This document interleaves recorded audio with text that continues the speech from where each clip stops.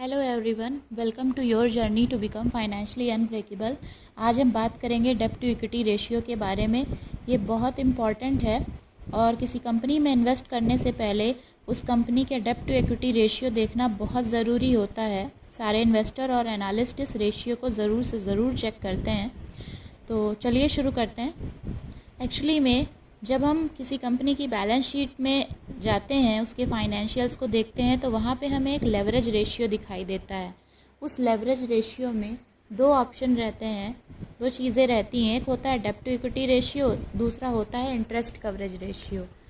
तो आखिर ये लेवरेज रेशियो होता क्या है?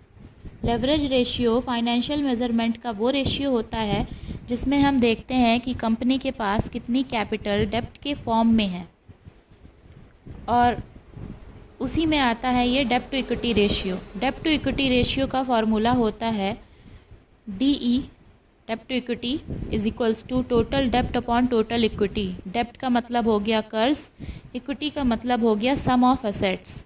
कंपनी के पास कितनी एसेट्स हैं, या फिर total assets minus total liabilities के बाद जो वैल्यू आएगी और जिसे हमें शेयर होल्डर को देना है, उसे भी इक्विटी कहते हैं। तो आखिर कौन सी कंपनी अच्छी होगी, ये कैसे पता चलेगा? ऑब्वियसली जिस कंपनी का कर्ज कम होगा वही कंपनी अच्छी होगी।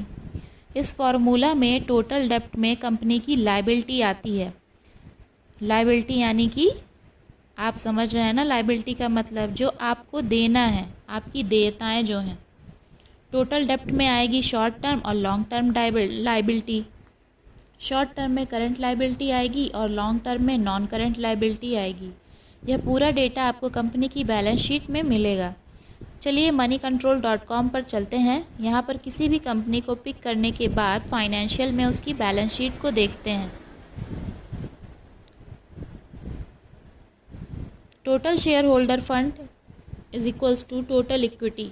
जो भी टोटल शेयर होल्डर्स फंड होते हैं उन्हीं को हम टोटल इक्विटी के रूप में हम जानते हैं।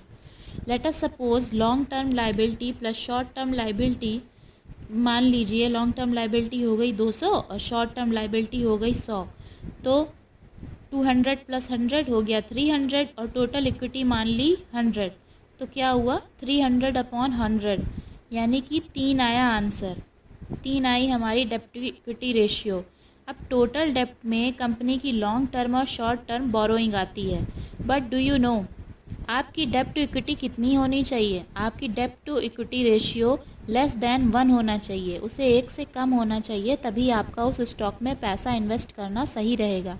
आप ये जान लीजिए जितना कम कंपनी का डेब्ट होगा वो कंपनी उतनी ही अच्छी होगी। लेकिन ये ज़रूरी नहीं है कि ज़्यादा डेब्ट टू इक्विटी रेशियो वाली कंपनी आपको अच्छे रिटर्न नहीं देगी। डेब्ट टू इक्विटी रेशियो कम लेने का फ़ायदा ये होता है कि कंपनी का डेब्ट कम होगा तो कम लायबिलिटी होगी और डिस्ट्रेस के टाइम पे वो कंपनी अच्छे से सरवाइव कर लेगी।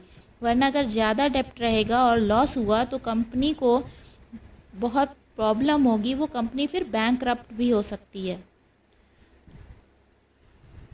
तो आखिर हमें करना क्या चाहिए कि कौन सी कंपनी बेस्ट है, कैसे पता चलेगा? इसके लिए हमें हर कंपनी को कंपेयर करना पड़ेगा। कुछ कंपनीज़ का डेब्ट टू इक्विटी रेशियो हायर और लोअर ही रहता है। जैसे हायर डेब्ट टू इक्विटी रेशियो वाली कंपनीज़ हो गई पावर कंपनीज़ या फिर बैंक, और लोअर डेब्ट टू इक्विटी रेशियो वाली कंपनीज़ हो गई रिटेल एंड सॉफ्टवेयर्स एट्सेट्रा। अब लेवरेज रेशियो में इंटरेस्ट कवरेज रेशियो के बारे में जानने के लिए इस लिंक पर आप क्लिक कर सकते हैं। और अगर आपको हमारा वीडियो पसंद आया हो तो प्लीज़ लाइक और सब्सक्राइब करके बेल आइकन को ज़रूर प्रेस करें। You give us motivation for more videos. Thank you.